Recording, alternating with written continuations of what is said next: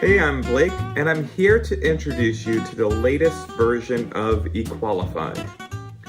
So what you'll notice about MVP2 is our alerts page. We completely reimagined the way alerts work in Equalify. Instead of just having one large pane of lots of alerts, we've created these tabbing systems that allow you to filter and sort alerts by what you're interested in. So for instance, I'm interested in accessibility, so I'll look at accessibility warnings. Let's go look in here. I'll add Little Forest. I added the accessibility warning type, and I'm going to create a new tab called Warnings. Once this tab is created, all of the accessibility errors will be reported in here if they are warnings. Let's add another tab for errors here. I'll use Little Forest integration again, and again, Little Forest is an accessibility reporting tool that we use to bring in the alerts for accessibility, and I'm only going to look at errors now. So all of the accessibility errors will be reported into this alerts tab. A big other update for Equalify is our scans. We've completely reimagined how scans work. Instead of just running lots and lots of scans in one place, we have a whole queuing system. So I create a new scan, and once I create a new scan, it's queued. It's waiting until any other scans are complete. And then when other scans are complete, it'll turn to running. And now what it's doing is it's going through all of our different integrations and making different errors report here. Again, Equalify looks at any active integrations you have against the sites you have. So right now, I have two sites active, one from Harvard and one that my brother created. And I have one big integration active that looks at WCAG errors. Equalify is currently just focused on accessibility errors. We have two different accessibility reporting tools, Wave and Little Forest, built in. You can use either or both. And again, the scan is just going to be running through the different sites that are active and the different integrations that are active, and then reporting on the errors as they happened.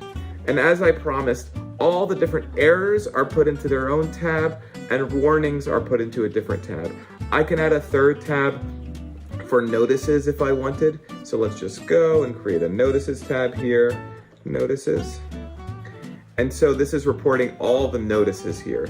So you might just want to focus on errors.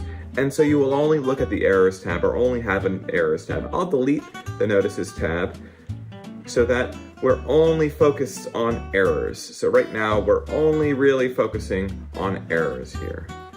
Another big piece that you might notice with this latest version of Equalify is the way that alerts are reported. So instead of just saying this happened on this site, we're actually teasing that out.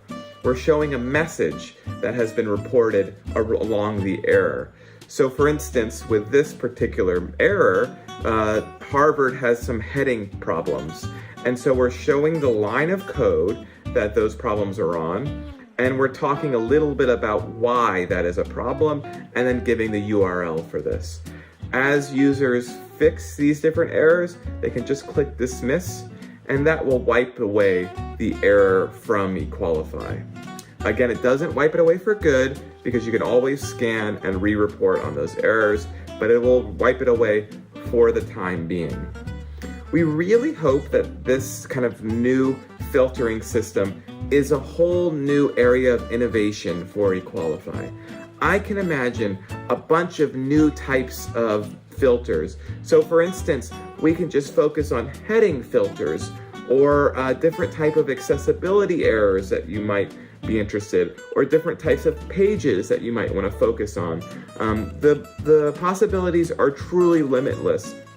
And I would really hope if you have any ideas that you can go to our GitHub page. That's github.com/BBERTUCC/Equalify.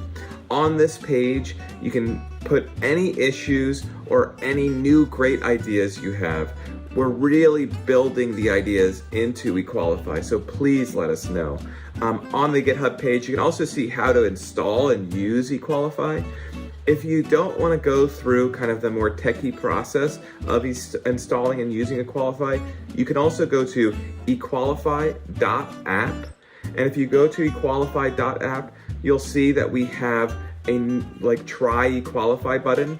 What this does is it allows you to get into our early access program, and that allows you to go to a quick page, demo.equalify, log in and use it there without having to install it. So again, if you're a techie and want to contribute to Equalify and really believe in open source, go to our GitHub page. If you just want to try Equalify today, go to equalify.app, fill out this form. We're constantly inviting people to try Equalify. We'll give you a quick login, and then you can use Equalify today. You won't have to have any technical experience if you go to equalify.app. So thanks again for checking out Equalify. We really hope you use this service. Again, your feedback makes the next version. We're trying to launch new versions every month or so. So please add any bugs, any comments, any great ideas. Let me know what's going on, what you're interested in, and we'll try to build it. Thanks again for watching. Bye.